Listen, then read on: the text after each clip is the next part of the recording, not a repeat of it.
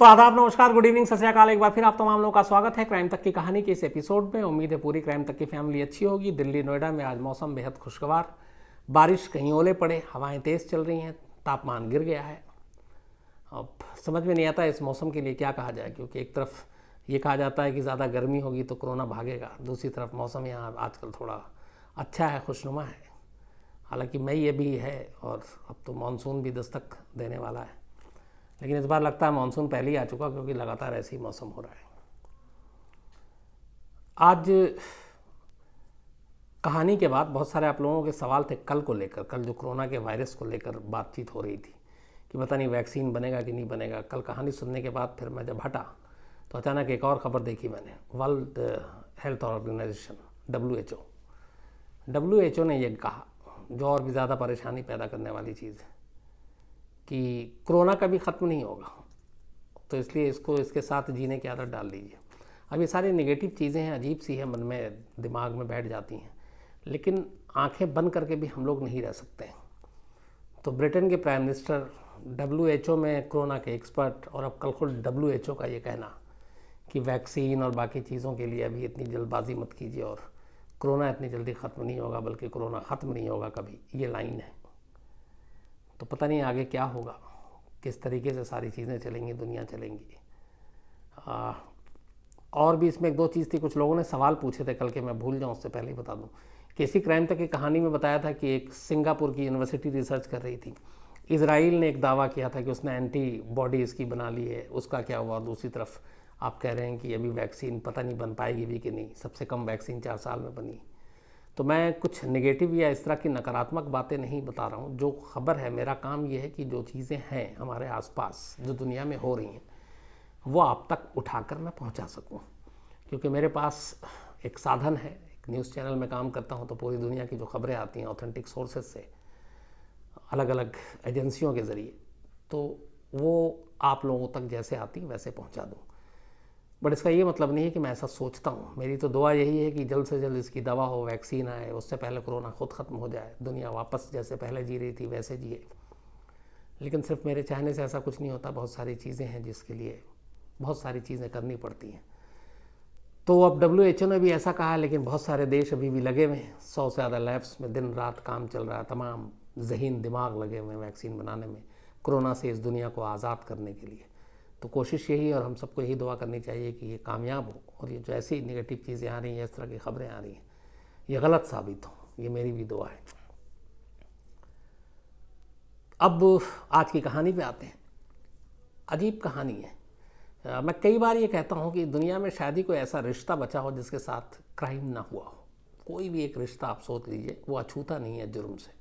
हर रिश्ते के साथ क्राइम हो गया है, चाहे वो कितना पाक रिश्ता हो, कितना करीबी हो, कितना दूर का हो, उससे कोई फ़र्क नहीं पड़ता। हर रिश्ता दागदार किया जा चुका है। आज की कहानी भी इसी रिश्ते को दागदार बनाने की है। बात 30 अप्रैल 2014 की है, 30 अप्रैल 2014। दिल्ली का बाहरी इलाका ख्याला, एक उस जगह का नाम। सुबह सुबह करीब 6:35 पर ख्याला पुलिस स्टेशन में घंटी बजती है फ़ोन की। जो ड्यूटी अफसर था वो फ़ोन उठाता है। सामने वाला जो फ़ोन पे था वो ख़बर देता है कि ख्याला इलाके में एक नाले के किनारे एक आदमी की लाश पड़ी हुई है। खबर मिलते ही पुलिस की टीम फ़ौरन रवाना होती है, मौके पे जाती है, देखती है कि एक शख्स है, उसकी लाश पड़ी हुई है। उम्र होगी करीब 55 से 60 साल के बीच में। आसपास में और कोई ऐसी चीज़ नहीं मिलती, ना मोबाइल मिलता है, ना बाकी कुछ सामान, ना बाकी कोई ऐसी ID कार्ड जिससे उसकी शिनाख्त हो सके। सर पे और बदन पे बड़े ज़ख्मों के निशान थे, देख के ही लग रहा था कि मारा गया है। लेकिन एक चीज़ अजीब सी चौंकाती है पुलिस को, और वो ये कि उस लाश के सीने के ऊपर गहरा घाव था, डीप अंदर दिल की तरफ। तो पुलिस को लगता है कि किसी ने बेहद नफरत से ये कत्ल किया है। खैर, लाश उठाने के बाद पुलिस भेज देती है और अब शिनाख्त करने की कोशिश करती है कि ये बुज़ुर्ग है कौन। और इसी बीच में अब पुलिस अपनी चारों तरफ जो बाकी टीम है उसको तैनात करती है और पता करती है कि ये बुज़ुर्ग कौन है, ज़रा इसका पता करो। 30 तारीख की बात थी, पूरा दिन निकल जाता है, उस बुज़ुर्ग की शिनाख्त नहीं होती है। तभी रात होते होते राजौरी गार्डन पुलिस स्टेशन से पुलिस को एक कॉल आती है और वो बताते हैं कि यहाँ पे एक खून से सना हुआ एक अजीब सा बॉक्स मिला था। किसी ने बताया, पुलिस ने उठाया, देखा, जो सीनियर पुलिस अफसर थे उन्होंने उसको पहचाना कि ये तो पेस मेकर है, जो दिल की धड़कनों को चलाने के लिए और वो करने के लिए लगाया जाता है। हार्ट के कई चीज़ें होती हैं अलग अलग, तो उसमें एक पेस मेकर भी लगाया जाता है। तो वो बड़ी अजीब सी चीज़ थी कि एक पेस मेकर एक सुनसान जगह पे खून से सना हुआ सड़क पे फेंका हुआ, ये क्या मसला है। खैर, राजौरी गार्डन पुलिस उसको रख लेती है। अब ये बात खयाला पुलिस स्टेशन को नहीं मालूम है। एक दिन और बीतता है, दूसरे दिन अचानक राजौरी गार्डन पुलिस स्टेशन से ही खयाला पुलिस स्टेशन में कॉल जाता है और कहा जाता है कि जिस बुजुर्ग की आपने तस्वीर भेजी थी, जो लाश मिली थी, उसकी शिनाख्त हो गई है और ये शख्स जो है ये राजौरी गार्डन में से 2 लड़कियां आई थी और उन्होंने बताया कि इसका नाम दलजीत है और दलजीत की ही लाश है। पुलिस फ़ौरन राजौरी गार्डन पहुंचती है, वहाँ देखती है कि 2 लड़कियां हैं और दोनों पुलिस स्टेशन में रिपोर्ट लिखाने गई थी अपने पिता की गुमशुदगी की। उनमें से एक लड़की का नाम था अमरजीत और दूसरी का नाम था कुलविंदर। दोनों बहनें थीं, अमरजीत बड़ी थी, कुलविंदर छोटी थी। दोनों ने बताया कि इनके जो पिता हैं वो 29 तारीख की अर्ली मॉर्निंग से लापता हैं और वो रिपोर्ट गुमशुदगी की लिखाने के लिए आई थी। लेकिन जब पुलिस स्टेशन में वहाँ फ़ोटो दिखाया, क्योंकि खयाला पुलिस स्टेशन ने भेजा था, तो इसलिए वहाँ चली आई और उन्होंने देख के पहचान लिया कि उनके पिता की तस्वीर। अब पुलिस के लिए पहला चरण पूरा हो चुका था, लाश की शिनाख्त हो चुकी थी। अब पता करना था कि कातिल कौन है, कैसे कत्ल हुआ। पुलिस अब दोनों बहनों से पूछताछ करती है तो पता चलता है, जो फैमिली बैकग्राउंड वो ये है कि दलजीत की 2 बेटियां थीं, एक अमरजीत और एक कुलविंदर। अमरजीत बड़ी थी, उसकी कुछ साल पहले शादी हो गई, वो अपने ससुराल में रहती थी। कुलविंदर अपने पिता दलजीत के साथ रहा करती थी। दलजीत की पत्नी की मौत 3 साल पहले हो गई थी, यानी 2011 में। 3 साल से अब दलजीत अपनी छोटी बेटी कुलविंदर के साथ राजौरी गार्डन में रहा करता था। बड़ी बेटी अपने ससुराल में रहा करती थी। तो कत्ल के वक्त घर में जिस दिन ये गायब हुए, उस दिन सिर्फ कुलविंदर और दलजीत थे। कुलविंदर ने बताया कि दलजीत को सुबह 5 बजे काम पर जाना था और दलजीत का नौकरी ऐसा था, काम, कि कई बार वो कई दिन के लिए घर से बाहर रहा करता था। तो उसने बताया कि सुबह 5 बजे दलजीत को बाहर जाना था और 5 बजे ही किसी का फ़ोन आया और दलजीत घर से निकल गए 5 बज के कुछ मिनट पर। यह बेटी का बयान था। उसके बाद पता नहीं, उसके 2 दिन के बाद फिर पुलिस स्टेशन में तस्वीर दिखाई, लाश मिली। तो अब खयाला पुलिस स्टेशन ने तफ्तीश शुरू की। बेटियों के बयान के आधार पर अब पता करना शुरू किया। तफ्तीश इधर उधर चलती रही, दुश्मन दोस्त सबकी लिस्ट निकाली गई। तभी अचानक पुलिस ने दलजीत के मोबाइल को कब्जे में लेकर कि किन किन लोगों से बात की, क्या की, उसके ज़रिए कातिल तक पहुंचने की कोशिश कर रही थी।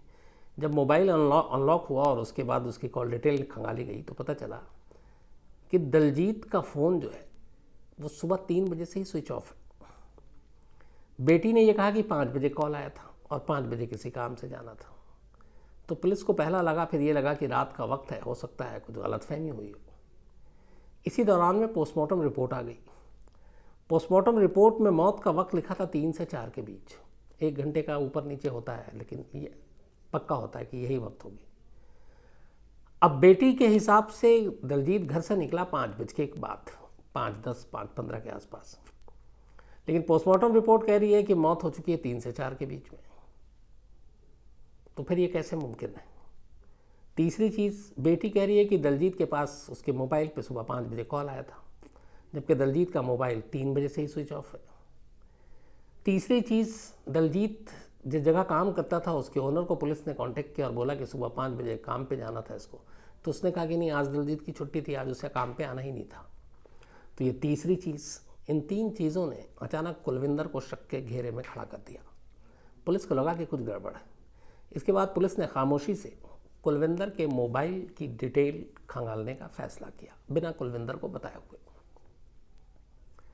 जब मोबाइल डिटेल खंगाला गया तो उसमें और चौंकाने वाली जानकारी मिली। पता चला कि उस रात दलजीत के मोबाइल तो 3 बजे से स्विच ऑफ थे, लेकिन कुलविंदर का मोबाइल पूरी रात ऑन था।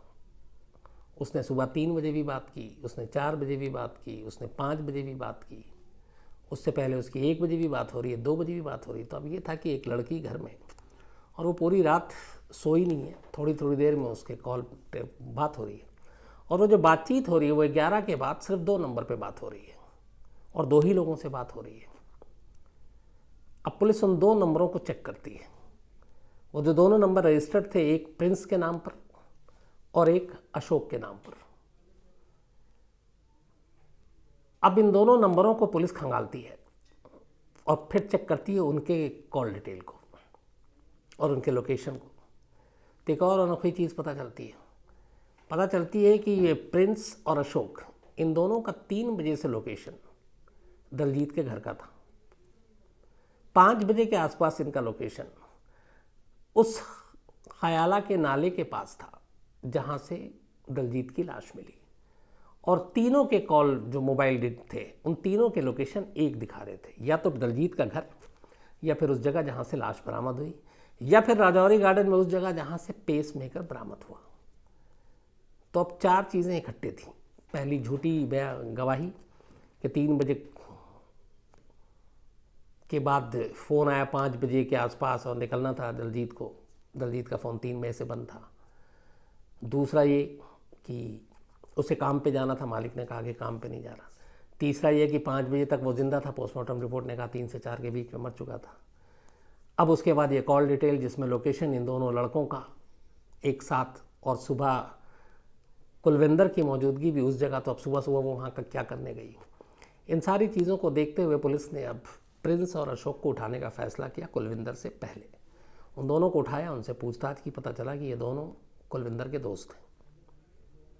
ये दोनों थोड़ी ही देर में टूट गए। इन्होंने बताया कि हाँ, दलजीत का कत्ल इन्होंने किया है कुलविंदर के साथ मिलकर। पुलिस ने पूछा क्यों किया, तो उन्होंने कहा कुलविंदर ने कहा था और हम उसके अच्छे दोस्त हैं। वजह क्या थी, तो बताया कि कुलविंदर ने बताया कि जब उसकी दलजीत की वाइफ की डेथ हो गई, बड़ी बहन की शादी हो गई, 3 साल से दलजीत घर में अकेला रहता था, साथ में कुलविंदर थी, तो कई बार दलजीत ने उसके साथ ज़बरदस्ती करने की कोशिश की अपनी बेटी के साथ, और ये बात उसने अपने दोस्तों को बताई, और उसने कहा कि मुझे बदला लेना है, और इसीलिए हम लोग तैयार हो गए इस कहानी को सुनकर।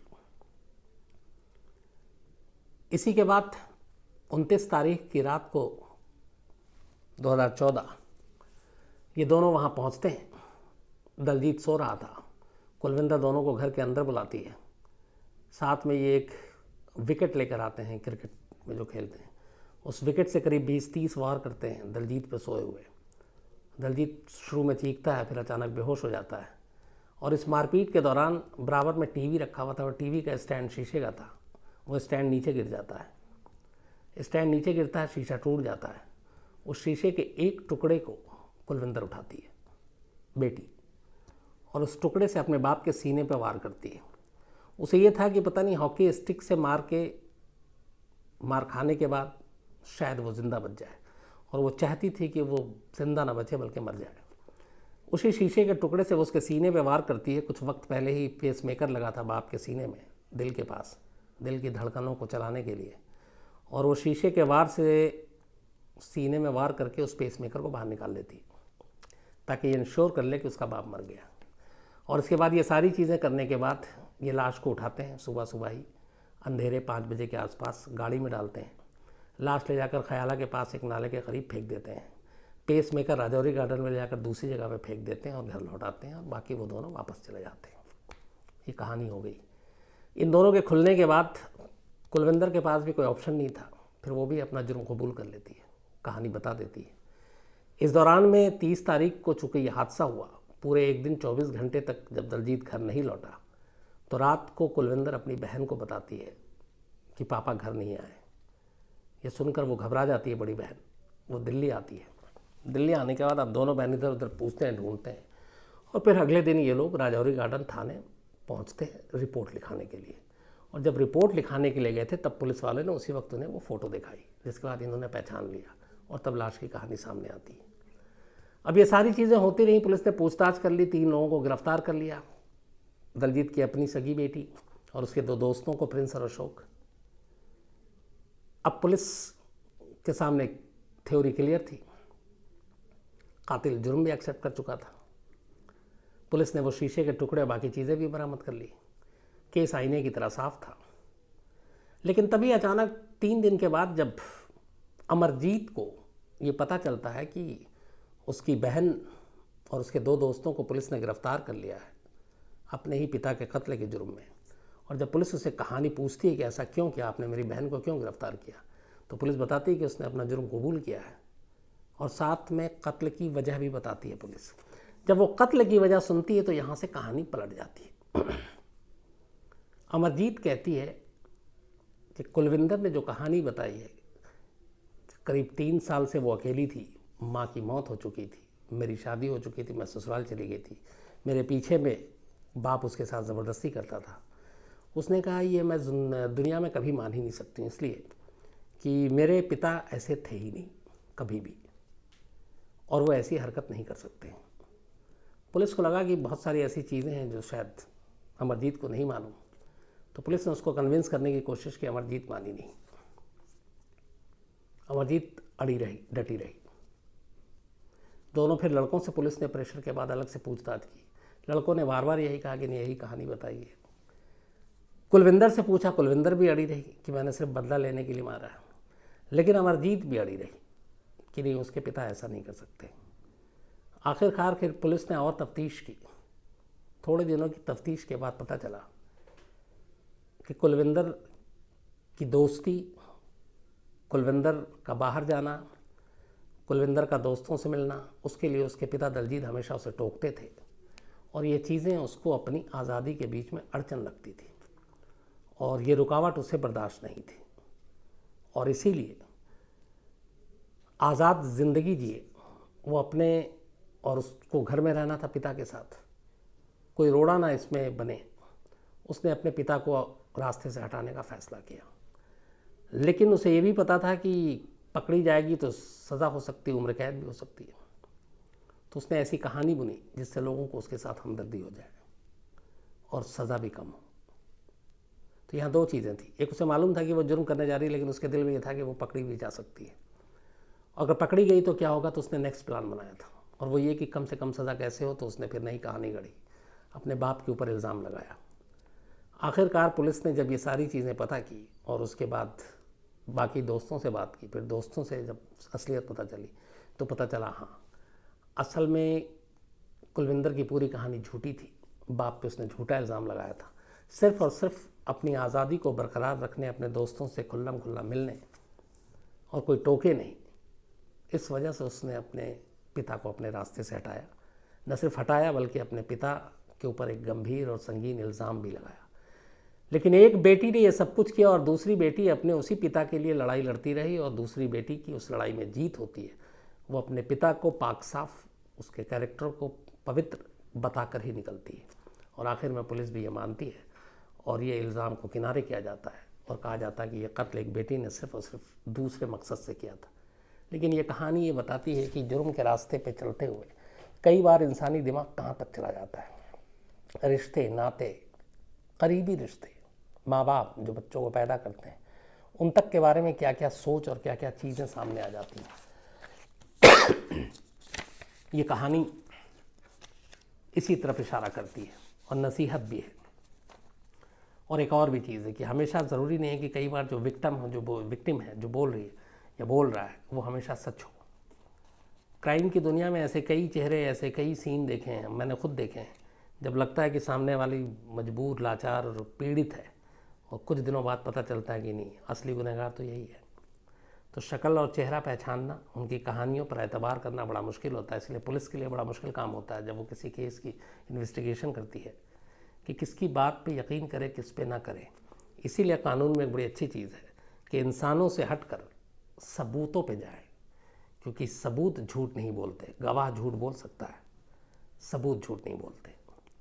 तो ये ज़रूरी है, क्योंकि इंसानी चेहरे रंग बदलते हैं, इंसानी ज़ुबान पता नहीं क्या क्या बोल जाती है, लेकिन सबूत जो है वो पक्के होते हैं। तो ये थी कहानी उस बेटी की जो इस हद तक चली गई कि अपने बाप के सीने से पेसमेकर तक निकाल लिया। दहलाने वाली कहानी है। ऊपर वाला ना करे ऐसा किसी के साथ हो। खैर, अब कुछ लोगों का नोट करके लाया हूँ उनके बारे में आज। एक तो मनीष तिहारा हैं, इन्होंने विभा और अभिराज आध्या और वरुण कात्याल, मनीष तिहारा का आज बर्थडे है, इन लोगों ने कहा था, तो पूरी क्राइम टीम की तरफ से हैप्पी बर्थडे मनीष साहब। इसके अलावा विकास का भी आज जन्मदिन है, हैप्पी बर्थडे विकास, कैलाश कुमार ने भेजा था ये। अब्दुल कादिर है, या सहारनपुर से, इन्होंने एक मेल लिखा है, कुछ चीज़ें लिखी हैं। जिग्नेश प्रजापति हैं, इन्होंने बड़ा अच्छा मेल लिखा है कि ओ माय गॉड, एक फिल्म आई थी, मैंने कई बार देखी, परेश रावल और की, बड़ी अच्छी फिल्म है वो एक्चुअली उस पर बहुत सारे थिएटर और प्ले भी हुए हैं, कि जिस तरीके से भगवान पे मुकदमा किया गया था कि असली ज़िंदगी में कभी कुछ ऐसा हुआ है। तो जिग्नेश प्रजापति का मेल पढ़ने के बाद मैं सोच रहा था, इन्होंने इसको अयोध्या और बाकी चीज़ों से भी जोड़ा है, पर मुझे लगता है कि शायद ऐसा कोई मेरी जानकारी में नहीं, लेकिन फिर भी मैं इसको ढूंढने की कोशिश करता हूँ। ओपी बिश्नोई हैं, थॉमसन बिश्नोई भी अपना नाम लिखते हैं हिसार से, इन्होंने कुछ लिखा है लेकिन मैं बताऊँगा नहीं, वरना क्राइम टीम के बहुत सारे लोग कहेंगे कि नहीं ऐसा मत कीजिएगा। समीर कुमार हैं, इन्होंने लिखा था, समीर कुमार साहब, वही मैंने शुरू में जो कहा था कि वैक्सीन बनेगी नहीं बनेगी कल की कहानी पे, तो उन्होंने कहा कि आप कम से कम नकारात्मक मत सोचा करें।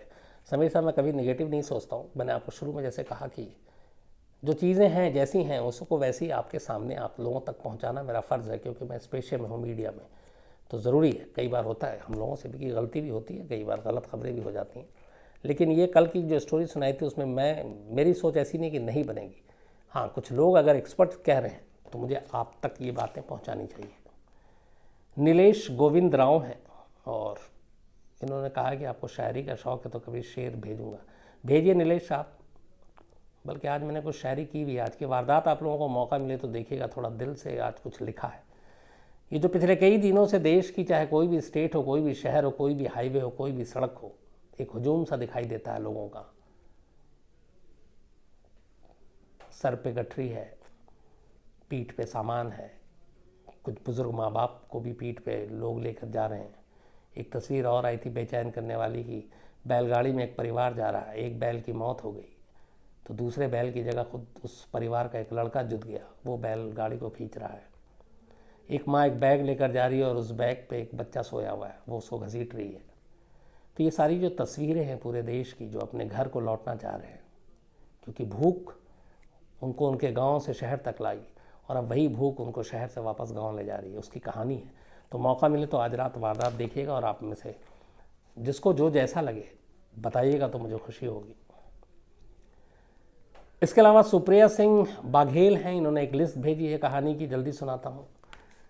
लामा हंग हैं कर्नाटका से, ये भी कहानी सुनते हैं, थैंक यू लामा भाई। राही आलम है, इन्होंने एक सवाल पूछा था वायरस का नाम कैसे पड़ता है।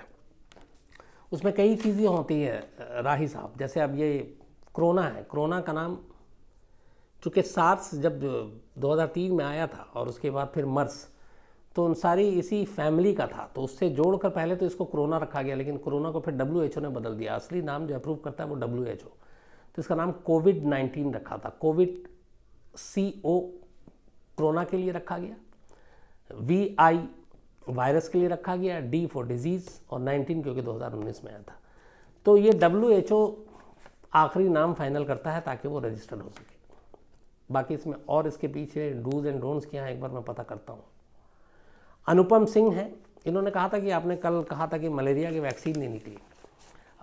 जो लिस्ट है उसमें मलेरिया की अभी तक सक्सेसफुल वैक्सीन की बात नहीं है, इसीलिए मलेरिया में हर साल और बहुत सारे लोग आज भी मर रहे हैं। हाँ, उसकी जो बाकी चीज़ें हैं, जो इंजेक्शन और बाकी, वैक्सीन में हमेशा याद रखिए और एंटीबायोटिक, इन सारी चीज़ों में फ़र्क होता है। तो मलेरिया की वैक्सीन नहीं आई अभी तक। इसके अलावा बन्ना जी हैं, इन्होंने बड़ा अच्छा मेल लिखा है कि जब से लॉकडाउन हुआ है शम साहब आपकी खांसी चली गई है और केजरीवाल भी नहीं खांस रहे, तो ये अचानक खांसी बंद क्यों हो गई। तो मुझे लगता है बन्ना साहब शायद इस लॉकडाउन का जो सबसे अच्छा असर पड़ा है वो ये है कि पॉल्यूशन अब नहीं है। अब आप दिल्ली के आसपास का देखें, आसमान एकदम नीला दिखाई देता है, यमुना एकदम साफ़, सड़क पे धुआं नहीं, गाड़ियाँ चल नहीं रही हैं ज़्यादा, तो इस पॉल्यूशन का असर भी है। और मैं सवाल था कि आपके उस मफलर का स्टॉक भी बहुत ज़्यादा हो गया है, कि क्या स्टॉक अच्छी मफलर मफलर और स्टॉल जो भी कहिए, इसका स्टॉक ज़्यादा नहीं है, सब घर से निकाल निकाल कर बीवी और बेटी जो है वो चुन चुन कर देती है और मैं चलाता हूँ पहन के। क्योंकि मास्क मैंने 2-3 दिन पहना, थोड़ा मास्क पहनने में मुझे अनकंफर्टेबल लगता है और ये लगता है ज़्यादा मुझे सेफ भी, क्योंकि इससे पूरा फेस कवर हो जाता है। लेकिन हाँ, अच्छा खासा लगता है, स्टॉक हो गया है। तो राजकुमार शर्मा है इसके अलावा, और मन शर्मा, अमन सिंह है। अमन सिंह ने बड़ी अच्छी वो चीज़ लिखी है कि बहुत सारे लोग आज भी, अभी हम बात ही कर रहे थे कि मास्क के बिना ही घर से बाहर निकल आते हैं सड़कों पर। तो एक बार आप रिक्वेस्ट करें, मैं पूरी क्राइम तक फैमिली और उनके ज़रिए कहता हूँ, आपके आसपास भी अगर कोई लोग ऐसे दिखते हैं तो ये आपका फ़र्ज़ है कि आप उन्हें याद दिलाएं और कहें कि यार मास्क पहन लो कम से कम, इससे तुम अपनी तो सलामती रखोगे ही, सामने वालों को भी तुम सुरक्षित रखोगे। तो ये पूरी क्राइम तक फैमिली अमन सिंह की तरफ से ये गुजारिश है कि मास्क पे ज़रूर लोगों को कहें, टोके, ये हम सबका फ़र्ज़ है। इसके अलावा शिखा देहारिया है और इन्होंने सुझाव दिया है इस पूरे कल के ही शो के बाद कि अगर वैक्सीन नहीं आती, कोरोना का भी कोई इलाज नहीं होता तो क्या होना चाहिए। इनका सुझाव है लंबा चौड़ा, लेकिन इन्होंने अच्छी चीज़ लिखी है कि एक तो योगा और एक मेडिटेशन, इसको मस्ट कर देना चाहिए स्कूलों में भी, और इससे काफ़ी फ़र्क पड़ेगा। एक तो आप इम्यून सिस्टम जो है वो भी अच्छी होगी, उस पर भी जोर देना चाहिए। तो थैंक यू शिखा जी आपकी अच्छी इस लाइनों के लिए। इसके अलावा पूरन सिंह अधिकारी हैं, इंडियन आर्मी में है, और इनका ये कहना था कि अगर वैक्सीन नहीं मिलती है तो क्या दवा कोई नहीं हो सकती है। वायरस की कोई दवा नहीं होती है पूरन सिंह जी, अभी तक तो ऐसा कुछ नहीं। जितने भी वायरस हैं उसके वैक्सीन के लिए, और दवा अगर है भी तो वो बड़ा टेम्प्रोरी है और अस्थायी होता है। तो कोशिश तो यही है, देखिए दुआ कीजिए बन जाए। महताब आलम हैं, ये टाइटैनिक की कहानी सुनना चाहते हैं। इसके अलावा फहद अयूब हैं, इसके अलावा सुबोध कुमार हैं, और ये PACL स्कैम की कहानी सुनना चाहते हैं जिसके पीड़ित इनके दादा भी हैं। तो मैं सुबोध जी जल्दी कोशिश करता हूँ इस कहानी को सुनाने की। तो आज इतना ही कहानी में, कल आपसे फिर मुलाकात होगी किसी नई कहानी के साथ। तब तक अपना ख्याल रखिए। Thank you very much.